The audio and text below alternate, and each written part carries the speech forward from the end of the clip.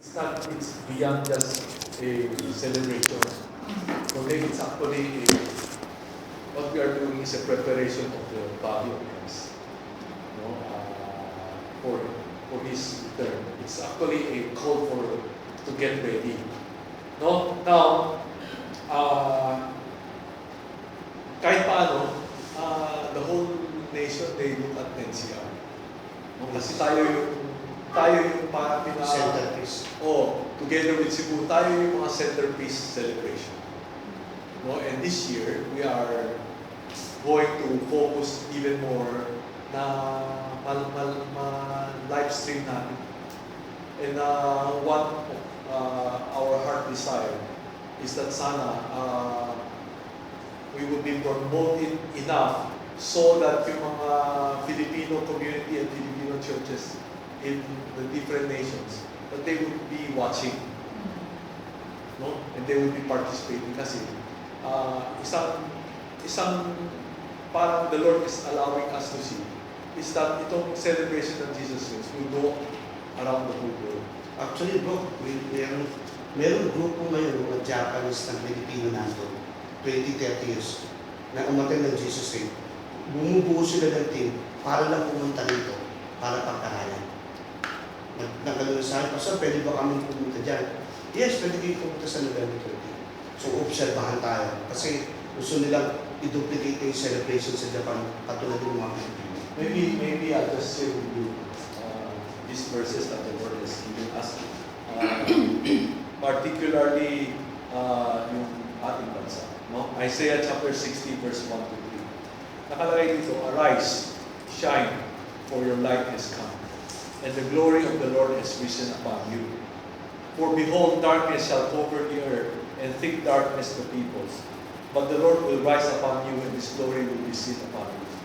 And nations shall come to your light, and kings to the brightness of your rising. Yan ang sinasabi ni Bogi.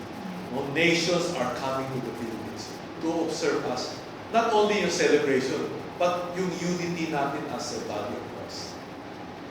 Okay? And hindi ito exaggeration, but really, darkness is already covering the earth. Diba? Alam natin yung gulo. Hindi na natin sabihin yung Middle East kung gaano kagulo. And inequality is going to get even worse in the coming months. Okay?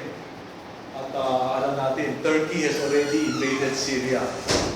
Okay? So, yan ang isang latest na alam natin yung gulo ng Europe, yung magiging malaking gulo naman sa US. So, darkness is covering the earth, thick darkness the people. But the Lord has promised, the Lord will arise upon you and His glory will be seen upon you. The Philippines, together with Asia, would be the remaining light that the Lord will be using. Kung they will move on, magiging magiging. Also, particularly in Philippines, yung church in the Philippines. No, and this, I believe these verses are very applicable sa amin. Okay, now, how is that related sa inyo? So, I just wanted to give a few words tonight, just for you to realize that this is not ordinary singing. It's really worship. It's really ministering to the Lord. Yung ginagawa natin. You know, so I mean, this year, I guess you guys participated the last 2 years. Witness kayo ng Jesus Reigns, di ba?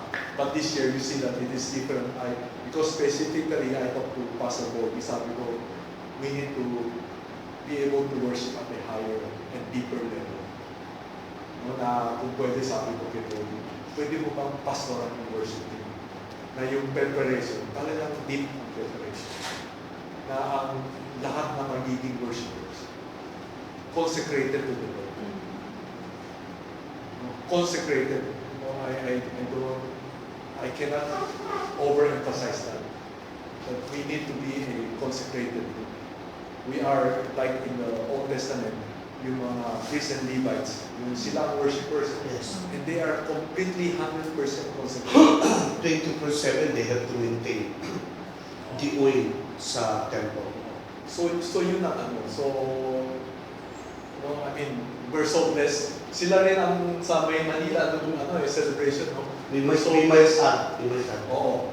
Kailangan buuin pa natin ang team. But please, really, in your personal time, really come to the Lord. And really have this preparation of heart. Because itong celebration natin, itong November 30, I hope we can really do it in a very much higher and deeper level of worship. We have to bring that. We were just discussing, we will have 2 parts.